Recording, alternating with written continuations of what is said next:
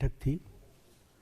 यह बैठक उपराष्ट्रपति पद के प्रत्याशी के चयन के लिए ये बैठक बुलाई गई थी। आप सबको मालूम है कि भारतीय जनता पार्टी सभी दलों के साथ संपर्क करते हुए उपराष्ट्रपति का चुनाव सर्वसम्मति से हो, इसकी आशा रखती है और इसीलिए हम सब लोगों ने पिछले एक सप्ताह में लगभग सभी राजनीतिक दलों के साथ, हमारे एनडीए के पार्टनर्स भी और जो हमारे विपक्षी दल के पार्टी के सदस्य हैं, नेता हैं, उनके साथ भी संपर्क साधा था हमारे वरिष्ठ नेताओं ने। और हम लोगों ने इस बात को की उम्मीद रखी है कि हम उपराष्ट्रपति का चुनाव सर्वसम्मति से करें और भारतीय जनता पार्टी एनडीए का कैंडिडेट हो।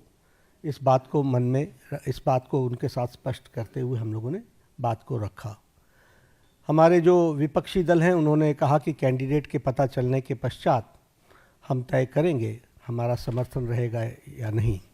हमारे एनडीए के साथियों के साथ भी चर्चा गहन रूप से हुई और गहन रूप से चर्चा होने के बाद आज हम यहाँ पर आपको खुशी से ये बताना चाहते हैं और ये खुशखबरी देना चाहते हैं कि संसदीय बोर्ड की बैठक में जिसका नेतृत्व हमारे प्रधानमंत्री नरेंद्र मोदी जी की उपस्थिति में हुआ, उनके नेतृत्व में ये बैठक हुई। सभी पहलुओं पर चर्चा हुई और नामों पर विस्तृत रूप से जो पार्टी में एक्सरसाइज हुई थी, उन सारे एक्सरसाइज के बारे में डेलिब्रेशन हुआ, सभी के साथ चर्चा हुई, सुझाव मांगे गए और उसके बाद फिर ये तय हुआ कि हमारे उपराष्ट्रपति के प्रत्याशी के रूप में हमारे महाराष्ट्र के राज्यपाल श्री सीपी राधाकृष्णन जी, चंद्रपुरम पुन्नासामी राधाकृष्णन जी, उनको हम एनडीए का प्रत्याशी बनाएंगे और वो एनडीए के प्रत्याशी के रूप में रहेंगे। सीपी राधाकृष्णन जी, जिन्हें हम चंद्रपुरम पन्नुसामी राधाकृष्णन के रूप से जानते हैं, आपका जन्म अक्टूबर 20 1957 त्रिपुर में, तमिलनाडु में हुआ, त्रिपुर में। और इन्होंने bachelors degree in business administration, उसमें इन्होंने पढ़ाई की और एक सफल इनका 40 साल का पब्लिक लाइफ का करियर है। आप वर्तमान में महाराष्ट्र के गवर्नर हैं।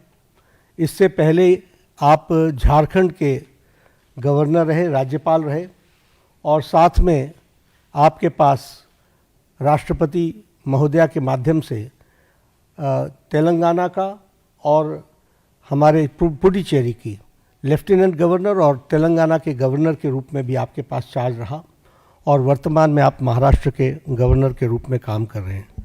जैसा मैंने बताया कि आपका राजनीतिक जीवन 40 साल का है और विभिन्न जिम्मेवारियों को आपने निभाया है। आप लोकसभा के 2 बार के चुने हुए सदस्य रहे हैं और लोकसभा का आपने प्रतिनिधित्व किया है और इसके साथ साथ आप कॉयर बोर्ड जो कोची में स्थित है, उसके आप चेयरमैन भी रहे हैं और कॉयर बोर्ड के चेयरमैन के रूप में आपने ऑल टाइम हाई एक्सपोर्ट्स ये आपने किया है। झारखंड के गवर्नर के रूप में आपने प्राय सभी ज़िलों का भ्रमण किया और वहाँ डिटेल में जाकर जो हमारी सोशल इंडिकेटर्स हैं उसके बारे में उन्होंने बैठक भी ली और उसमें बहुत रुचि दिखाई है।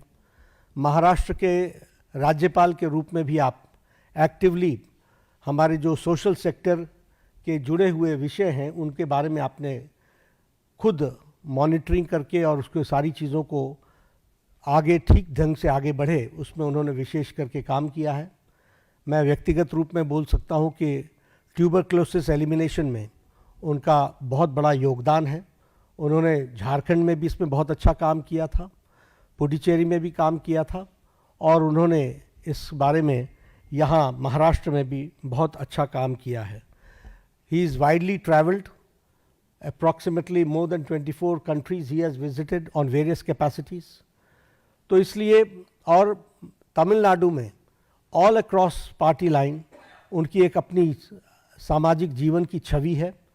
He commands respect in all sections of the society, and he is considered to be a person as a statesman who is recognized in the state. तो ऐसे हमारे प्रत्याशी हैं और हमारे सभी एनडीए के साथियों के साथ चर्चा हो गई है और प्रत्याशी के रूप में ये हमारे कैंडिडेट होंगे. हमारे आप सब के माध्यम से अपील है कि हमारे विपक्षी दल के साथ भी हम बात करेंगे, उनका भी हमको समर्थन मिले ताकि हम सब लोग मिल करके उपराष्ट्रपति पद के का निर्विरोध चुनाव हो, ये हमारी आशा है.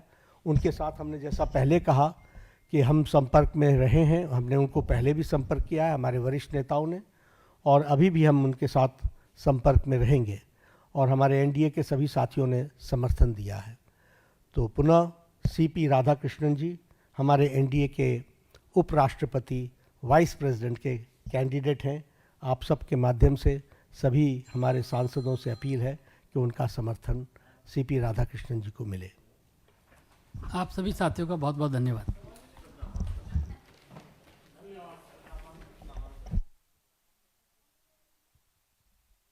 अभी एनडीए के साथ बातचीत करके तय करेंगे. हमने तय